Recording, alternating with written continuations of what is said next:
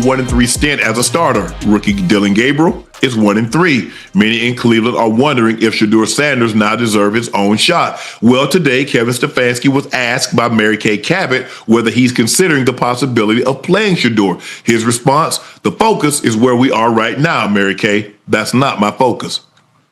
Hey, guys, can we stop asking these questions? Y'all know this man don't want to play Shedeur. You know that. People, we know that. And people, Yeah. I see people, in the chat, not in the chat, but just in general, when we talk about the Cleveland Browns, they talk about, damn, what's the word? When they don't like someone and they doing them wrong. I forgot the word to use. But listen, we already know what the play was. They didn't want him. It was Andrew Berry. Andrew. It was Andrew Berry's pick. It wasn't the owner. It wasn't Stefanski. So this is exactly what they want. Don't skip a single second of this video. And if this story touches your heart, give it a like, subscribe to the channel, and let us know in the comments. Where are you watching from? Let's begin. I'm not gonna lie. When Tom Brady weighed in, it hit different. This wasn't some hot take merchant throwing gas for clicks. This was the greatest quarterback to ever do it, looking at the chaos in Cleveland and saying the quiet part out loud. If you believe in development, you play the kid, period. And in that one moment, every single frustration Browns fans have been screaming into the void all year felt seen. We've watched the offense shrink. We've watched the locker room tighten up. We've watched the head coach stiff-arm the obvious with a straight face. Brady didn't just comment, he pressed the red button. He called out a culture that's gotten way too comfortable blaming everything but its own decisions. Look, I'm a fan. I feel this in my chest because what we're watching isn't just a quarterback logjam. It's pride versus progress. It's a head coach obsessed with control versus a league that rewards courage.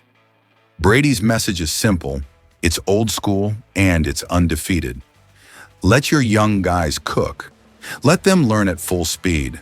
Let them make the mistake that unlocks the next throw. Meanwhile, in Cleveland, we get the most robotic answer on earth. That's not my focus. While the season begs for urgency and the building hums with doubt, you can hear it in the postgame. You can see it on the sideline. You can feel it in the way the defense walks back to the bench like they're carrying the entire franchise on their backs. What really gets me? The politics, the careful messaging, the mysterious injury updates that somehow explain nothing and everything at once. This is what happens when a staff tries to protect an opinion instead of a locker room. The play calling gets safer, the decisions get smaller, the excuses get louder, and the longer you keep the kid in bubble wrap, the more it feels like you're scared of the answer he might give you. Because if Shedeur steps on that field and lights a fire under this offense, a whole lot of process is going to look like procrastination. Brady's earned the right to talk about this. He lived it. He was the nobody who got the rep, took the hit, made the throw, changed history. That's why his words carry weight in rooms where eye rolls meet outsiders. He knows the truth.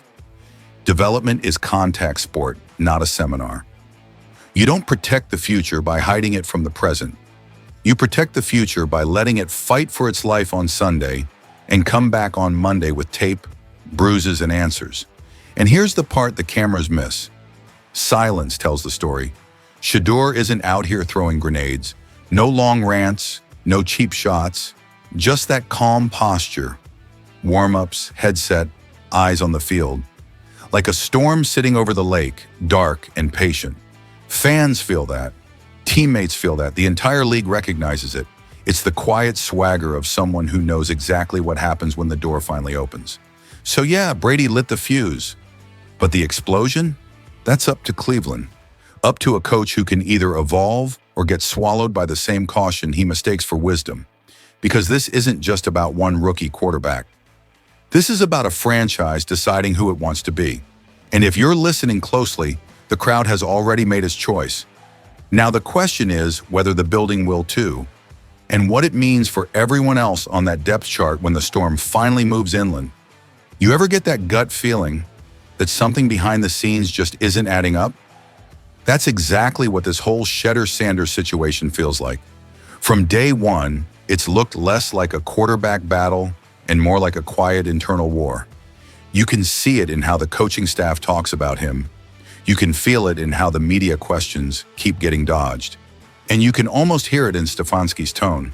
That thin, careful calm of a man who doesn't want to say too much because the truth might slip out. Let's be real. Shedeur wasn't his guy.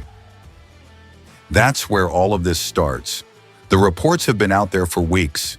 GM Andrew Berry pushed for Shedeur in the draft, saw something special, wanted to lock in the future. But Stefanski, he wanted his own mold, his own system fit. And when a head coach doesn't handpick a quarterback, that relationship starts off with a wall between them. You can call it philosophical differences, but fans know the truth. It's ego.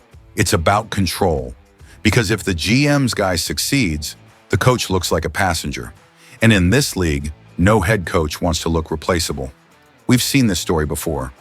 Go back to when Jalen Hurts was drafted in Philly. Doug Peterson didn't exactly roll out the red carpet for him. It wasn't until the locker room demanded change that the team gave Hurts a shot. Or think back to San Francisco, when Kyle Shanahan quietly resisted letting Brock Purdy take over until injuries forced his hand. And suddenly, Purdy became the heartbeat of that franchise. The NFL is filled with stories like this, where pride delays progress. And Cleveland? They're writing another chapter in that same tired book. What makes it worse is how obvious it's become. Every back injury update feels like another PR bandage on a deeper wound. One week, Shedeur is throwing pregame warm-ups like nothing's wrong. The next, he's not medically cleared. Really, fans aren't stupid. We've watched players limp through pain to prove themselves. We've watched quarterbacks fight through real injuries for lesser causes. So when a healthy rookie is benched under the excuse of a phantom tweak, it starts to feel like manipulation, not management. And through it all, Shedeur stays professional. No rants, no social media meltdowns. Just quiet focus, that calm posture that says, I know what I can do, you'll see it when the time comes. That's what separates him from so many others. Because while Stefanski's camp plays politics, Shedeur plays patience. And that silence is starting to speak louder than any press conference ever could. You can feel it in the fan base too, that shift from curiosity to suspicion. People are starting to connect the dots. The coach didn't want him, the GM did, and now every development plan sounds like a polite way of saying, we're stalling until it's safe. But safe doesn't win in this league. Safe gets you 1-3. Safe gets you locker rooms divided and defensive captains rolling their eyes on the sideline. This whole thing, the politics, the favoritism, the stubbornness, it's poison to a young quarterback's career. And what makes it sting the most is how preventable it all is. You drafted a kid for a reason. You sold hope to a city that's been starving for it. And now you're keeping him in the shadows because your pride can't handle the light. So yeah, the fans have every right to ask the question that burns through every podcast, every barbershop, every postgame show right now. How do you develop a quarterback you're afraid to play? You can feel it. You can see it. Something's breaking inside that Browns locker room. And it's not just about losing games. It's deeper than that. It's frustration. It's fatigue. It's grown men giving everything they've got on Sunday, only to walk off the field knowing the real problem isn't effort. It's leadership. The air in Berea right now feels heavy. Like everyone's waiting for someone to say what they all already know, but no one wants to say out loud. Watch the sidelines. Look at Myles Garrett. You don't need to be a body language expert to read it. The man's exhausted. Week after week, he's dragging that defense through games they should have never been in to begin with. He's walking back to the bench after another 3 and out, helmet half off, breathing through frustration instead of fatigue. That's not just a player tired of losing. That's a captain realizing his team's heart and its head are moving in opposite directions. Then there's Denzel Ward. He's not the type to explode or call people out in public, but you can tell when quiet leaders start going quieter. When the interviews get shorter, when the eye contact with the coaching staff fades, when the "we'll get it fixed" answers stop sounding like conviction and start sounding like survival. That's when you know the locker room trust is cracking. Because once the veterans stop believing the plan is already dead. Inside those walls, you can bet the conversations have shifted. It's no longer, how do we get better? It's, what are we even doing? Picture that defensive line room after practice. Helmets off, tape hanging off their wrists, guys muttering to each other. We're busting our bodies for a QB who can't move the chains? It's not said with hate, it's said with heartbreak. Because these dudes aren't stupid. They see the same film we see. They know when a guy isn't ready, and they know when a coach is protecting pride instead of production. And all of it ties back to that one line that's now haunting this entire organization. That's not my focus. Kevin Stefanski said it like it was just another press conference answer. But to every player in that building, it sounded like a shrug at the storm they're living through. Not your focus. The locker room's splitting in half. The offense is whispering, the defense is fuming, and your focus is what? Damage control? Protecting an image?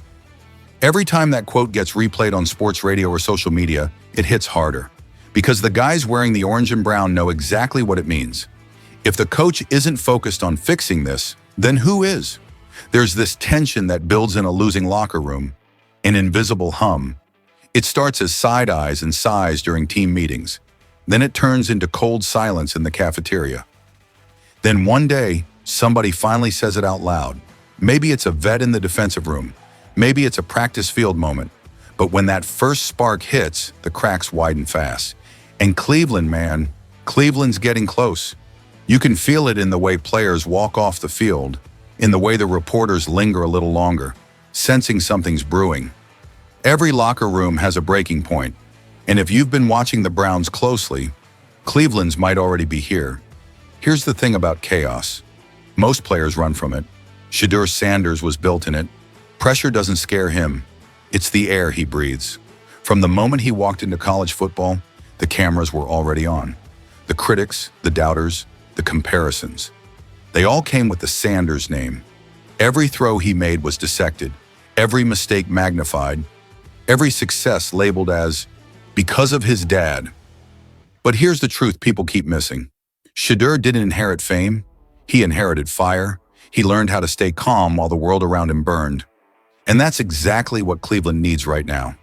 Someone who can walk into chaos and not flinch. This Browns team is a storm. The media is circling. The locker room's divided. The fan base is exhausted. But that's his environment. That's where Shedeur thrives. You can't teach that kind of poise. You can't coach that kind of control. You either crumble when the pressure hits, or you smile, tighten your chin strap and say, let's go again. That's Shedeur. Look at how he plays. The mechanics, the patience, the vision. He's a processor. Quick eyes, calm feet. Never panics. He sees pressure, but he doesn't let it own him. That pocket collapses and he doesn't flail. He resets, slides, and delivers.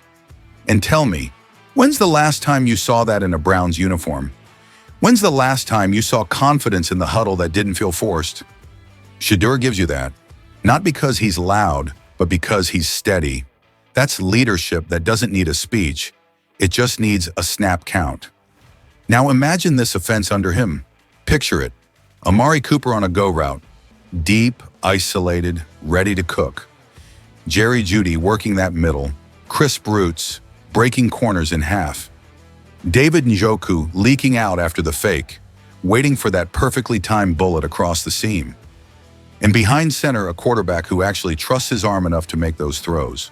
A quarterback who isn't scared to attack the deep zones. Who isn't afraid to miss once if it means hitting the big one next. Because that's what winning football looks like. Risk with reason. And Shedeur brings that back. You know who'd love that? Tom Brady. Because everything Brady's preached lately, preparation, trust, repetition, control, that's already wired into Shedeur's DNA. Different eras, same mindset. Both had to prove they weren't just hype. Both learned early that talent means nothing without toughness. And both understood something most coaches forget. Pressure isn't the enemy, comfort is. Brady thrived in moments everyone else ran from. And that's the same exact energy Shedeur carries now. The same refusal to fold when the lights get too bright. And that's what Cleveland doesn't seem to get. They're treating him like a risk when he's the remedy, like a distraction when he's the direction. You don't hide a fire when your house is cold. You let it burn. He's not the problem. He's the answer they're too scared to face. This next game, this bye-week window, it's the calm before the storm. You can feel it building. The fans feel it. The players feel it. And deep down, even Kevin Stefanski feels it. Because once that clock hits kickoff against the Jets, there's no more hiding. No more back injury excuses. No more coach speak about staying the course. It's do or die. And if Dillon Gabriel walks out there and lays another egg, the noise around Cleveland isn't just going to get louder. It's going to shake the entire foundation of that franchise. I've seen this movie before. Every team that tries to suppress competition ends up paying for it. The locker room starts to talk. The captains start to question. The media starts circling. And the fans, the ones who pay for the jerseys, the tickets, the hope, they start to revolt. That's what happens when you ignore the obvious for too long. It stops being about football and starts being about accountability. And Cleveland's heading straight for that wall. You can already picture how it plays out. Gabriel struggles. The offense stalls again. Myles Garrett walks off the field shaking his head. Reporters in the post-game press conference start asking the same question that's haunted every Stefanski session for weeks. When will we see Shedeur Sanders? And maybe, just maybe, that's the night when this whole thing flips. Because pressure doesn't just crack pipes, it reveals truth. And when the truth is sitting right there on your bench, sometimes it only takes one more loss to force your hand. But let's zoom out for a second. Let's talk about what great teams actually do. Brady's Patriots, Andy Reid's Chiefs, even Mike Tomlin's Steelers. They don't let politics dictate playing time. They let competition speak. They reward performance, not pride. You earn it. You play. Simple. Because the second you start coaching scared, you lose everything that makes your team dangerous. You lose the edge. You lose belief. And right now, the Browns' biggest opponent isn't the Jets. It's themselves. I'm telling you right now, when Shedeur finally gets that call, whether it's next week, next month, or after this season completely unravels, you're going to see something special. That moment when he walks out under the lights, chin up, gloves on, crowd holding its breath. The huddle quiets, the camera finds his face, and then that one throw, the one that shuts every critic up. Maybe it's a deep shot to Cooper. Maybe it's a rollout bullet to Njoku. But when it happens, it's going to feel like an entire city exhaling at once. Because this story was never about if he's ready. It's about when Cleveland stops pretending he's not. They can bench him now, but they can't stop what's coming. And when ego runs a team, you have to wonder, how long before the truth takes over?